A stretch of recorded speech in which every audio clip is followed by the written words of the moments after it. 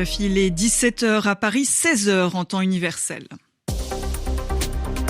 Le journal en français facile. Mayol de Charon. Bienvenue à toutes et à tous. Nous sommes le lundi 18 décembre. Dans ce journal en français facile, nous entendrons le témoignage d'une Palestinienne vivant à Khan Younes, dans le sud de Gaza.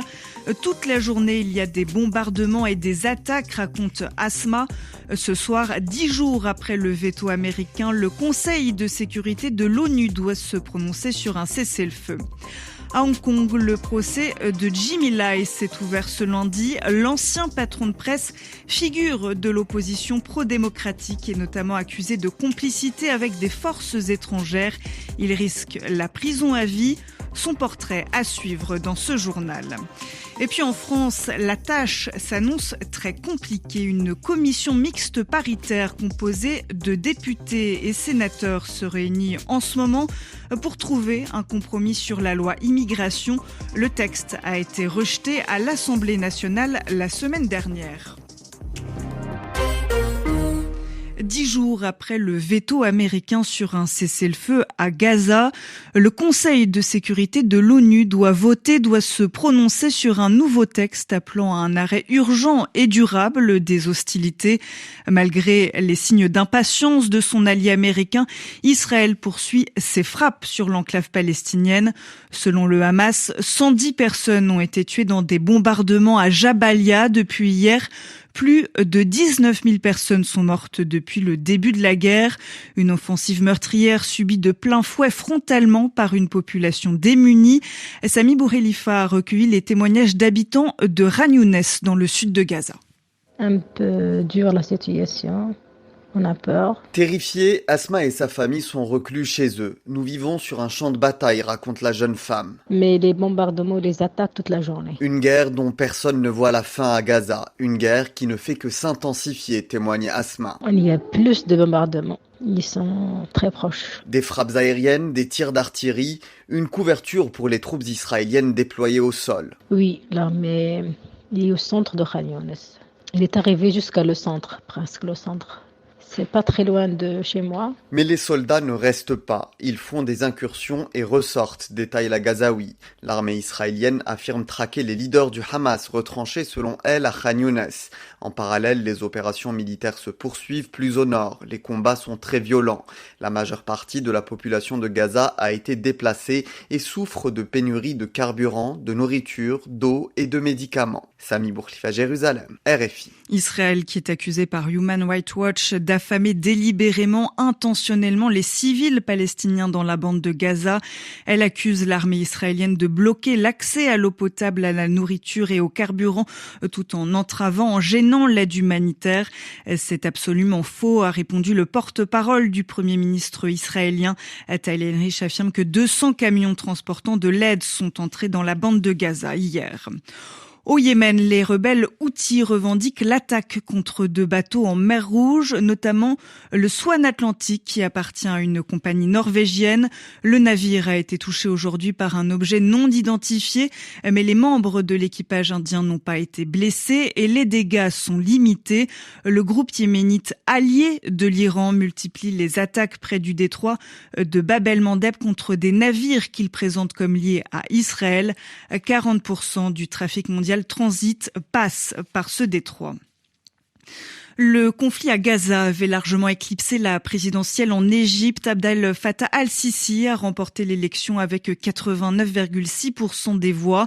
Le président sortant s'assure un 3e mandat pour une durée de 6 ans.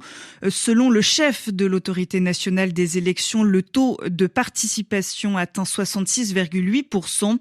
Cette élection n'est pas une surprise dans un pays en proie à de multiples crises. L'inflation est actuellement de 36% et la monnaie a perdu la moitié de sa valeur. Le bilan est toujours provisoire en Guinée. Au moins 11 personnes ont été tuées et 88 grièvement blessées dans l'incendie qui a suivi l'explosion d'un dépôt de carburant à Conakry. Elle s'est produite aux environs de minuit, heure locale, aux principaux dépôts d'hydrocarbures de la société guinéenne de pétrole à Kaloum, quartier administratif de la capitale. Le feu a été maîtrisé en fin de matinée. Le gouvernement a annoncé la fermeture des écoles et a demandé aux travailleurs du secteur public et privé de rentrer chez eux dans le Grand Conakry qui comprend la capitale et ses environs.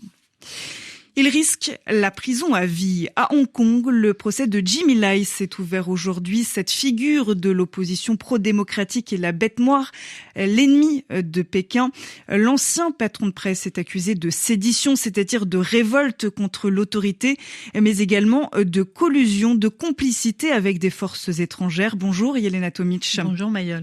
Et vous revenez ce soir sur la vie de celui que l'on surnomme le plus vieux prisonnier politique de Hong Kong. Le richissime patron de presse Jimmy Lai est né en 1947 à Canton, dans la province méridionale, en Chine continentale. Issu d'une famille catholique aisée, qui perdra tout avec l'arrivée des communistes au pouvoir, à l'âge de 12 ans, il s'enfuit clandestinement par bateau pour rejoindre Hong Kong, où il travaille dans un atelier de confection clandestin avant de fonder en 1981 ce qui deviendra l'empire international du textile Giordano. Son infatigable combat pour la démocratie et la liberté d'expression débute en 1989, peu après le massacre de Tiananmen à Pékin, lorsqu'il lance sa première publication très critique du pouvoir chinois. Le très populaire quotidien Apple Daily, aujourd'hui fermé, fera partie des rares médias qui soutenaient ouvertement les manifestations pro-démocratie en 2019 et qui étaient considérés par les Hongkongais comme indépendants. Malgré sa citoyenneté britannique et taïwanaise, le milliardaire Jimmy Lai ne s'est jamais résolu à l'exil, se présentant comme un rebelle né qui avait besoin, outre l'argent, de donner beaucoup de sens à sa vie. Merci Yelena Tomic. RFI, il est 17h07 à Paris, en France. La loi immigration bloquée à l'Assemblée nationale après une motion de rejet la semaine dernière revient au Parlement. Elle doit être discutée par une CMP, une commission mixte paritaire composée de 7 députés et 7 sénateurs qui se réunit aujourd'hui. La tâche s'annonce très compliquée puisqu'elle doit dégager un compromis qui est introuvable depuis maintenant 15 mois. On retrouve tout de suite Charlotte Urien-Tomaka à l'Assemblée nationale. Bonjour Charlotte. Bonjour. Et la commission vient de commencer. Quelle est l'ambiance sur place ? Eh bien, comme il n'y a pas de séance dans l'hémicycle ce lundi, les couloirs de l'Assemblée étaient plutôt vides ce matin. Mais depuis quelques minutes et le début de cette commission mixte paritaire, on dit aussi CMP, eh bien, ça s'agite du côté de l'Assemblée. Les députés de la majorité expliquent qu'ils sont plutôt bien partis pour trouver un accord avec les députés les Républicains. Sur les 27 articles du projet de loi du gouvernement, 26 vont être repris par cette commission mixte paritaire. La droite, par la voix de son président Éric Ciotti, continue à répéter qu'elle veut un texte beaucoup plus ferme.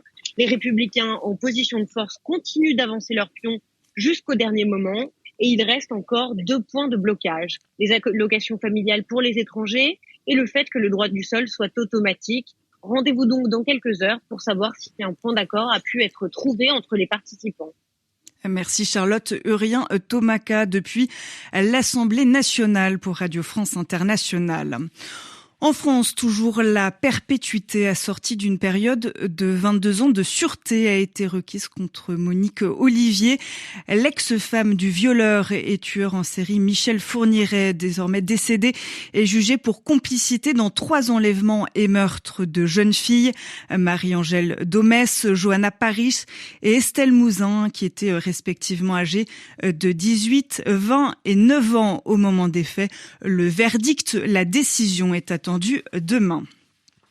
En football, le PSG a été ménagé, épargné lors du tirage au sort des 8e de finale de la Ligue des Champions. Ce lundi, les Parisiens, 2e de leur poule après une phase de groupe poussive compliquée, affronteront le Real Sociedad. La formation basque est la plus faible, en tout cas sur le papier, puisqu'elle sort d'une phase de groupe plutôt convaincante.